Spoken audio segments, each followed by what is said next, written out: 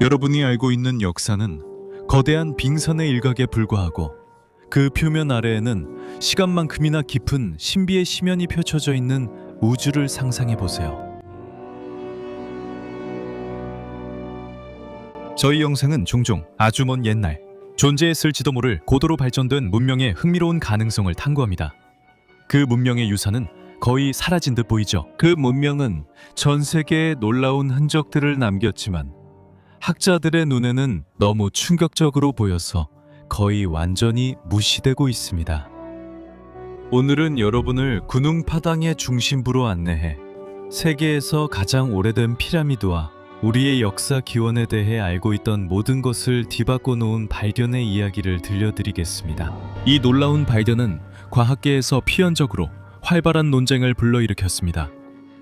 편견 없이 열정적으로 받아들이는 이들도 있고 반대로 거리를 두거나 회의적으로 바라보는 이들도 있습니다. 좋습니다. 이번 영상에서는 이 놀라운 발견과 그 모든 가능한 의미에 대해 정리해 보겠습니다. 그리고 여러분도 이 멋진 여정의 끝에 다다르면 분명히 깊은 매력을 느끼실 거라 확신합니다. 하지만 이 모험에 뛰어들기 전에 늘 그렇듯 아직 구독하지 않으셨다면 저희 채널을 구독해 주시길 부탁드립니다. 이렇게 하면 저희를 응원해 주실 수 있고 항상 저희의 새로운 영상 소식을 받아보실 수 있습니다. 인도네시아 정글의 깊은 곳, 시간의 신비로 감싸인 채 이미 드러나길 기다리고 있는 비밀이 잠들어 있습니다. 군웅파당의 세계에 오신 것을 환영합니다. 이곳은 단순한 고고학 유적지가 아니라 돌과 인류의 역사에 새겨진 미스터리한 발견입니다. 이 세상의 외진 구석에서 데니 힐만 위자야가 이끄는 용감한 연구팀이 특별한 임무를 시작했습니다. 지구물리학적 탐사부터 방사성 탄소 분석까지 첨단 기술을 활용하여 이들은 거대한 닫힌 피라미드로 대표되는 잃어버린 문명의 베일을 벗기기 시작했습니다. 이 돌로 된 기념비는 아주 오래된 문명의 역사를 들려줍니다. 하지만 군웅파당을 이렇게 특별하게 만드는 것은 무엇일까요? 역사학자들의 공식적인 견해를 믿고 시간을 거슬러 올라가 보면 인류 역사상 최초의 도시 중 하나로 현재 팔레스타인에 위치한 여리고가 있습니다. 이곳의 방어 성벽과 탑은 약 9,000년 전으로 거슬러 올라갑니다. 최초의 문자 형태와 복잡한 사회 조직을 찾으려면 고대 메소포타미아 지역으로 이동해 기원전 4,500년까지 거슬러 올라가야 합니다. 그곳에서 우리는 수메르인을 만날 수 있습니다. 약 1,000년 후로 넘어가 이집트로 이동하면 우리는 웅장한 피라미드와 스핑크스, 그리고 이집트인들의 정교한 사회적 관습을 발견할 수 있습니다. 이것들이 얼마 전까지만 해도 가장 오래된 문명의 증거로 여겨졌지만 그 베클리 테페 유적지와 그 거석 구조물이 발견되면서 이 모든 것은 수천 년 전으로 거슬러 올라가 약 12,000년 전까지 소급되어야 했습니다. 베클리 테페의 발견이 이미 과학계를 충격에 빠뜨렸다면 이에 대해서는 채널의 이전 영상에서 다룬 바 있습니다. 군웅파당은 우리의 역사를 완전히 뒤바꿉니다. 데니 힐만 나타위자야 팀이 아티올로지컬 프로스펙션 저널에 발표한 연구에 따르면 이 고대 피라미드는 무려 27,000년이나 되었다고 합니다. 이 발견의 세부 사항으로 들어가기 전에 이처럼 먼 과거를 다루는 이야기에 익숙하지 않은 분들을 위해 이것이 무엇을 의미하는지 명확히 하는 것이 중요합니다. 27,000년 전 인류는 이른바 석기 시대에 살고 있었습니다. 우리는 구석기 시대에 있습니다. 이 시대는 260만 년 전에 시작되어 기원전 만년에 끝났습니다. 이 시기에는 인간이 주로 사냥과 채집을 하며 거친 석기를 사용하고 동굴에서 살았던 것으로 여겨집니다.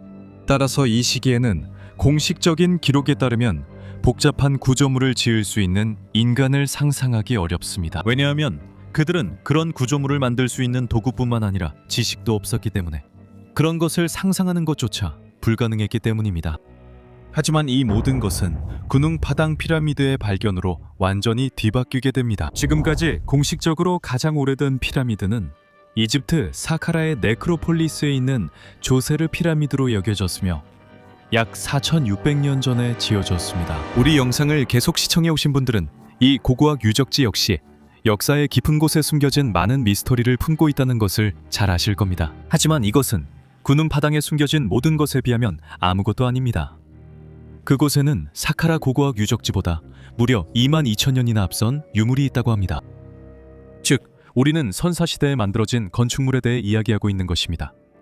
그 시기는 세계가 빙하기의 여파를 겪고 있었고 북아메리카, 유럽, 아시아의 광범위한 지역이 빙하로 뒤덮여 있던 시기였습니다. 두꺼운 얼음층으로 뒤덮여 있었기 때문에 원시 인류의 생존은 매우 어려웠습니다.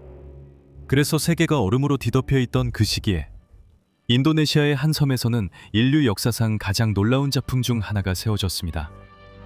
이 구조물은 시간 밖에 존재하는 듯하며 신비로운 고도 문명의 존재를 증명하고 있습니다. 하지만 군웅파당은 갑자기 생겨난 것은 아닙니다. 현지 주민들은 오랫동안 이곳의 신성함에 관한 신화를 전해오고 있습니다. 하지만 1890년에 네덜란드의 역사학자 로저 페르빅이 이곳의 존재에 대한 최초의 서면 기록을 남깁니다. 군웅 파당산 정상 군웅 멜라티 근처에는 4개의 테라스가 이어져 있습니다. 이 테라스들은 거친 돌계단으로 연결되어 있고 평평한 돌로 포장되어 있으며 수많은 잎석으로 장식되어 있습니다. 각 테라스에는 작은 봉분, 아마도 무덤으로 추정되는 것이 있는데 이 무덤은 돌로 둘러싸여 있고 덮여 있으며 2개의 뾰족한 돌이 그 위에 세워져 있습니다. 1890년 이후로는 아무도 군웅파당에 더 이상 관심을 두지 않는 것처럼 보입니다. 거의 한 세기가 지난 후인 1979년에야 한 무리의 농부들이 이 신비로운 구조물을 현지 당국에 신고하게 되고 당국은 현장에 팀을 파견하여 최초의 고고학 발굴을 시작하게 됩니다. 반둥 고고학연구소에서 실시한 연구는 이 유적의 연대를 서기 5세기로 추정하게 됩니다. 하지만 우리가 보게 될 것처럼 고고학자들이 분석한 것은 이 거대한 피라미드의 가장 표면적인 첫 번째 층에 불과했으며 그 깊은 곳은 시간과 역사의 미로 속으로 사라집니다. 2014년에는 마침내 데니 힐만의 차례가 찾아옵니다. 나다위자야는 인도네시아의 지질학자로 그의 연구팀과 함께 이 놀라운 구조물의 기원에 대해 면밀한 연구를 시작합니다. 그리고 5년이 넘는 분석 끝에 그는 자신의 연구에서 나온 충격적인 결과를 전 세계에 발표합니다. 우리가 앞서 언급했듯이 군웅파당은 독특한 거석 구조물입니다. 이 구조물은 여러 겹의 테라스로 이루어져 있으며 매우 넓은 지역에 걸쳐 있습니다. 테라스는 질서 있고 정교하게 배치된 현무암 판들로 이루어져 있습니다. 하지만 바로 이 현무암 암석들 때문에 수년 동안 연구자들이 혼란에 빠졌습니다. 사실 이 현무암들은 매우 뜨거운 용암을 분출하는 화산 폭발로 시작되는 자연적인 과정을 통해 형성됩니다. 그리고 이 용암이 매우 천천히 식기 시작하면 균일한 형태를 띠게 되어 전형적인 검은돌 기둥이 만들어집니다. 하지만 학자들은 연구를 진행하는 동안 한 가지 이상한 점을 발견했습니다. 그곳에 있는 현무암 판들은 자연적으로 생성된 것이 맞았지만 그 특정 장소의 것이 아니었습니다. 실제로 다른 곳에서 언덕 꼭대기로 옮겨진 것이었습니다. 이 첫 번째 단서는 전에 없던 알려지지 않은 무언가가 있다는 첫 의심을 불러일으켰습니다. 하지만 결정적인 단서는 이 암석들이 단순히 자연 지형으로 여겨지던 언덕 꼭대기에만 있는 것이 아니라 그 언덕을 둘러싸고 있다는 사실이 밝혀지면서 나왔습니다. 실제로 이 암석들은 언덕 기슭에서 시작해 정상까지 계단식으로 이어지는 모든 테라스의 지지 구조처럼 보였습니다. 그래서 연구자들 앞에 있던 것은 푸르른 언덕이 아니라 시간이 흐르면서 무성한 식생에 뒤덮인 거대한 피라미드 구조물이었습니다. 이 매혹적인 유적지를 철저히 탐사하기 위해 데니 나타위자야가 이끄는 연구팀은 다양한 과학적, 기술적 접근법을 도입했습니다. 탄소 14연대 측정법은 피라미드가 정확히 언제 건설되었는지 그리고 수천 년에 걸쳐 어떻게 변화해왔는지를 밝혀내는 데 중요한 열쇠였습니다. 연구자들은 현장에서 정밀한 답사를 실시하며 지표 아래에 묻혀있는 고대 유물과 구조물을 발굴하기 위해 발굴 작업을 진행했습니다. 이러한 발굴 작업은 피라미드의 건설과 주변의 고대 구조물들에 대한 새로운 빛을 비추어 주었습니다. 3차원 기술, 또 다른 소중한 자원이었습니다. 이를 통해 연구자들은 피라미드의 정밀한 디지털 모델을 만들어 그 형태와 건축 양식을 매우 심도 있게 분석할 수 있었습니다. 하지만 진정한 혁신은 지진파 탐사와 단층 촬영과 같은 지구 물리학적 영상 기법의 활용이었습니다. 이 도구들은 표면 아래에 숨겨진 비밀방과 빈 공간의 존재를 밝혀냈으며 이는 전체 유적지에 또 다른 신비로움을 더해 주었습니다. 팀은 또한 피라미드 건설에 사용된 암석을 분석하는 데 시간을 할애했으며 그 기원을 추적하고 이 암석들이 어떻게 가공되었는지 이해하려고 했습니다. 마지막으로 발굴 중에 발견된 모든 고대 유물은 그 기원과 용도를 밝히기 위해 엄격한 분석을 거쳤으며 이는 관련된 고대 문명의 퍼즐을 재구성하는 데 기여했습니다. 이 연구의 결과는 놀라운 사실을 밝혀냈습니다. 이게 무엇인지 잘 이해하려면 군웅파당을 단순한 언덕이 아니라 잔해와 식생 아래에 숨겨진 피라미드로 상상해 보십시오. 이 피라미드의 깊은 곳에서 연구자들은 놀라울 정도로 정밀하게 가공된 거대한 안산암질 용암석을 발견했습니다. 하지만 이 모든 것을 더욱 매혹적으로 만드는 것은 이 구조물이 수천 년에 걸쳐 전개된 이야기를 들려주는 돌층들로 둘러싸여 있다는 점입니다. 모든 것은 마지막 빙하기 동안, 정확히는 기원전 25,000년에서 14,000년 사이에 시작되었을 것입니다. 그때 군웅파당은 아마도 자연적으로 형성된 용암 언덕에 불과했을 것입니다. 하지만 그러다 갑자기 누군가 이 언덕을 조각하기 시작했고 그것을 진정한 건축학적 피라미드로 변형시키기 시작했습니다.